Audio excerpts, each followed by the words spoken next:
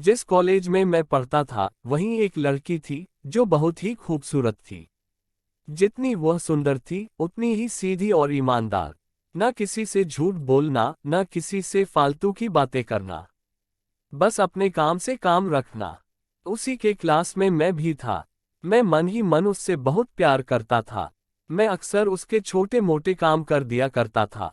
बदले में जब लड़की मुस्कुराकर थैंक यू कहती थी तो मेरे मन में खुशी की कोई सीमा नहीं रहती थी। एक बार की बात है, दोनों लोग साथ साथ घर जा रहे थे। तभी जोरदार बारिश होने लगी। दोनों को एक पेड़ के नीचे रुकना पड़ा। पेड़ बहुत छोटा था, बारिश की बूंदें छन छन कर उससे नीचे आ रही थीं। ऐसे में बारिश से बचने के लिए दोनों एक दूसरे के बेहद करीब आ गए। लड़की को इतने करीब पाकर मैं अपने जज्बातों पर काबू न रख सका और लड़की को प्रपोज कर दिया। लड़की भी मन ही मन चाहती थी, इसलिए वह भी राजी हो गई और इस तरह दोनों का प्यार परवान चढ़ने लगा। एक बार की बात है, वो उसी पेड़ के नीचे मेरा इंतजार कर रही थी। मैं बहुत देर से पहुंचा।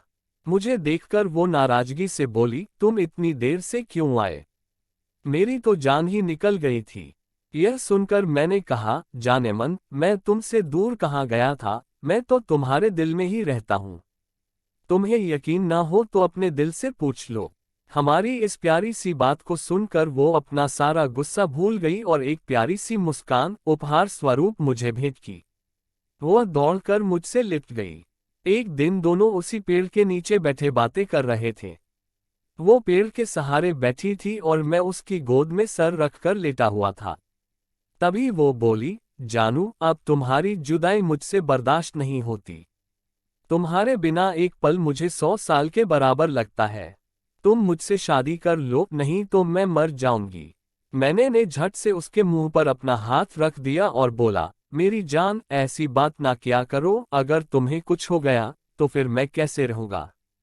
फिर मैं कुछ सोचकर बोला, तुम चिंता मत करो, मैं आज ही अपने घर वालों से बात करूंगा। लेकिन हमारे घर में बात ना बन पाए। धीरे धीरे काफी समय बीत गया। एक दिन की बात है, हम दोनों उसी पेड़ के नीचे बैठे हुए थे। उस समय तक बात न बन पाने के कारण मेरा मूड खराब था और चेहरा उतरा हुआ था। उसके बार बार पूछने पर रुआंसा होकर बोला, जान, मैंने अपने घर वालों को बहुत समझाया पर वे हमारी शादी के लिए तैयार नहीं हैं। उन्होंने मेरी शादी कहीं और पक्की कर दी है। यह सुनकर उसका कलेजा जैसे फट पड़ा। उसका मन कर रहा था कि वह जोर जोर से रोए, लेकिन उसने अपने जज्बात पर काबू पा लिया और बोली, मैंने तुमसे सच्चा प्यार किया है, मैं तुम्हें भुला नहीं सकती। प्लीज मुझे माफ कर देना। मैंने धीरे से कहा, वैसे अगर तुम चाहो तो अब से हम अच्छे दोस्त रह सकते हैं। वो यह सुनकर जोर जोर से रोने लगी। मैंने उसे बहुत समझाया और फिर दोनों लोग रोते हुए अपने अपने घर चले गए। देखते ही देखते हमारी शादी का दिन आ गया। मुझे पूरा यकीन था कि शादी में हमारी दोस्त जरूर आएगी, पर ऐसा नहीं हुआ। हाँ, उसका भेजा हुआ एक गिफ्ट पैक मुझे जरूर मिला। मैंने कांपते हाथों से उसे खोला। उसे खोलते ही मैं बेहोश हो गया।